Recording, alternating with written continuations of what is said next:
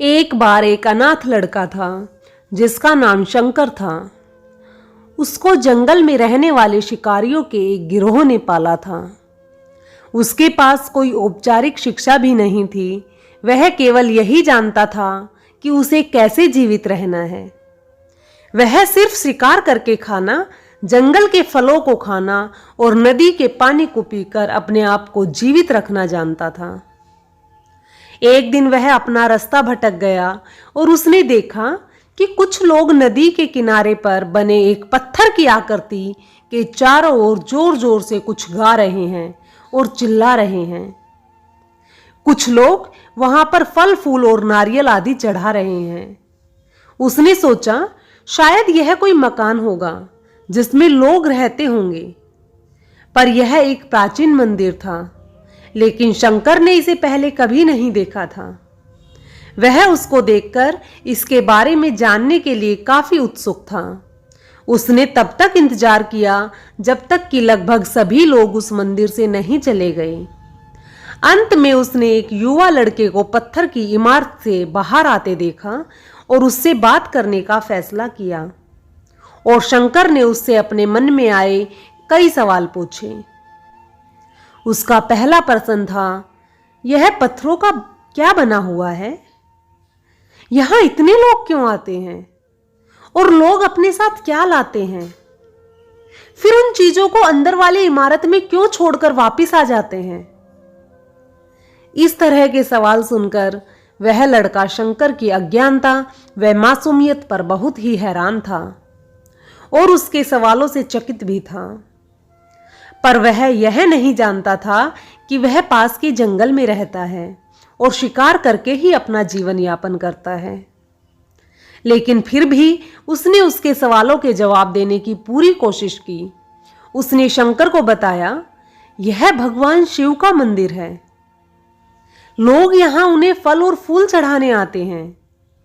वे शिव भगवान से जो चाहते हैं वह मांगते हैं और भगवान शिव उनकी सभी प्रार्थनाओं को सुनते हैं। यह सुनकर शंकर तुरंत मंदिर जाना चाहता था। लड़के ने उसे अंदर का रास्ता दिखाया और शिवलिंग के बारे में बताया। शंकर ने मासूमियत से लड़के से पूछा, यह क्या चीज है और हमें क्या देता है? लड़के ने बताया, हम शिव से जो मांगते हैं वह हमें दे देता है। हम सबका ऐसा मानना है। और उस लड़के ने कहा, अब अंधेरा हो रहा है, अब मुझे घर जाना होगा। और वह शंकर को वहीं अकेला छोड़कर चला गया। शंकर ने झिझकते हुए मंदिर में प्रवेश किया।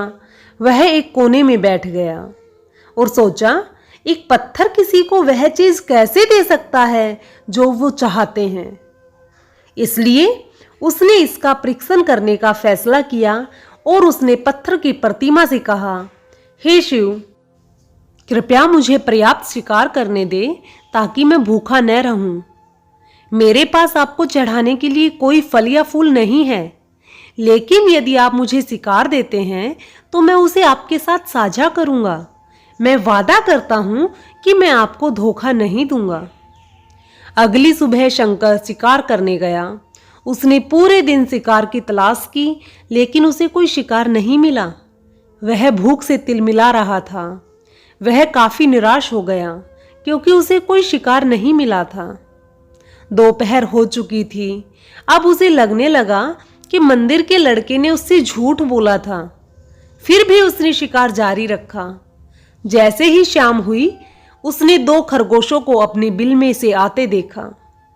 शंकर ने उन खरगोशों को मार डाला। चूंकि उसने शिव भगवान से वादा किया था कि वह अपने शिकार को साझा करेगा, वह मरे हुए खरगोशों में से एक के साथ मंदिर गया। बहुत देर हो चुकी थी और मंदिर सुनसान था। शंकर ने मंदिर में प्रवेश किया और जोर से कहा, कृपया आओ और अपना हिस्सा ले लो प्रभु, आपके लिए मैं लाया हूं। वह वहां बैठ गया और अंधेरा होने तक प्रतीक्षा करने लगा, लेकिन भगवान प्रकट नहीं हुए। शंकर को भूख और नींद आने लगी और उसने खरगोश को मंदिर में छोड़ने का फैसला किया। अगली सुबह जब लोग मंदिर पहुंचे तो उन्होंने शिवलिंग के सामने मरा हुआ खरगोश मिला। भक्त बहुत परेशान थे। यह यहां कौन लाया है? उसने हमारे मंदिर को अपवित्र करने की हिम्मत कैसे की? उन्होंने खरगोश को बाहर फेंक दिया। अगले दिन शंकर अपनी भूख मिटाने के लिए जंगल में शिकार करने गया, लेकिन इस बार उसकी किस्मत अच्छी नहीं थी और उसे शिकार भी नहीं मिला। उसने सोचा, आज रात को मंदिर जाना चाहिए और शिव से पूछना चाहिए कि उनको खरगोश का भोजन कैसा लगा। शंकर यह पूछने के लिए मंदिर गया। जब वह मंदिर पहुंचा तो उसके आश्चर्य का कोई ठिकाना न रहा। उस रात मंदिर में लोगों की काफी भीड़ थी, क्योंकि वह शिवरात्रि की रात थी। लेकिन अबोध शिकारी लड़के को इस बारे में कुछ भी नहीं पता था। शंकर ने चारों ओर उस युवा लड़के को देखा जिसने उसको मंदिर के अंदर शिव से प्रार्थना करने के लिए कहा था, पर उसे वह कहीं भी नहीं दिखाई दिया। क्योंकि उसे इतने सारे लोगों के आसपास रहने की आदत नहीं थी, उसने वहीं रुकने का फैसला किया और पास के एक बेल के पेड़ पर चढ़ गया। लंबे इंतजार के बाद और समय बिताने के लिए उसने पेड़ से पत्ते तोड़कर जमीन पर फेंकना शुरू कर दिया।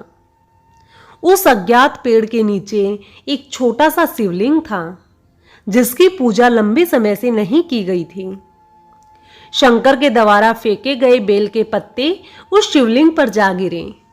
शंकर भजनों से मंत्रमुग्ध हो गया और धीरे धीरे साथ गाना और पंचाक्षरी मंत्र का जाप करना शुरू कर दिया। रात भोर में बदल गई और सभी भक्त मंदिर से चले गए। शंकर पेड़ से उतरा और मंदिर में प्रवेश किया। उसने देखा कि शिवलिंग की आंखों पर लाल निशान थे। वे कुमकुम से थे जो लोगों ने चढ़ाया था। लेकिन शंकर ने सोचा कि शिव को आंखों में परेशानी हो रही है। उसने शिव की दयनीय स्थिति के रूप में जो कुछ भी महसूस किया, उसके लिए उसे बहुत दुख हुआ। वह उनकी मदद करना चाहता था। उसने सोचा, शिव यहाँ अकेले रहते हैं और बीमार होने पर उनकी देखभाल करने वाला कोई नहीं है। जब तक भक्त उससे मिलने नहीं आते, उन्हें भोजन भी नहीं मिलता। शंकर ने एक रात पहले भक्तों को शिवलिंग पर जल चढ़ाते देखा था। प्रभु को ठंड लग रही होगी, शायद वह कांप रहे हैं, उसने सोचा। आखिरकार वह केवल पत्तियों से ढके हुए हैं, तो उसने शिव से पूछा, मेरे स्वामी, मैं आपकी क्या मदद कर सकता हूं? शायद कुछ खाना या दवा? मैं आपकी सेवा कैसे कर सकता हूं? शिव ने उसे कोई उत्तर नहीं दिया। शंकर ने सोचा, भगवान वास्तव में बहुत बीमार है, क्योंकि वह अब उत्तर देने में भी असमर्थ हैं।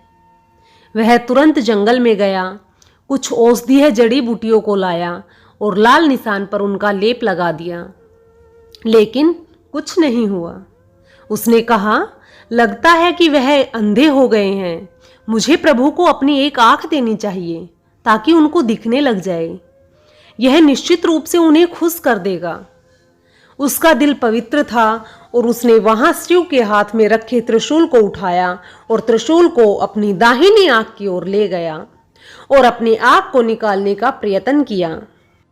शंकर अनपढ़ था, उसे मंत्रों या पूजा के उचित तरीकों का कोई ज्ञान नहीं था, लेकिन उसकी भक्ति की कोई सीमा नहीं थी। जैसे ही वह अपनी आंख निकालने वाला था, शिव अपनी पत्नी पार्वती के साथ प्रकट हुए। उन्होंने पार्वती से बताया कि इस भक्त शंकर ने अनजाने में ही शिवरात्रि का उपवास किया, बेल के पत्तों से मेरी पूजा की और साबित किया कि उनका दिल बेदाग है। मैं अपने इस भक्त पर काफी प्रसन्न हूं।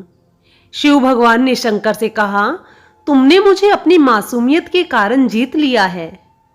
फिर प्रभु ने मुस्कुराते हुए कहा, लोग मुझसे हर समय वादे करते हैं, लेकिन जैसे ही उन्हें वो मिल जाए जो उन्हें चाहिए, वो मुझे भूल जाते हैं।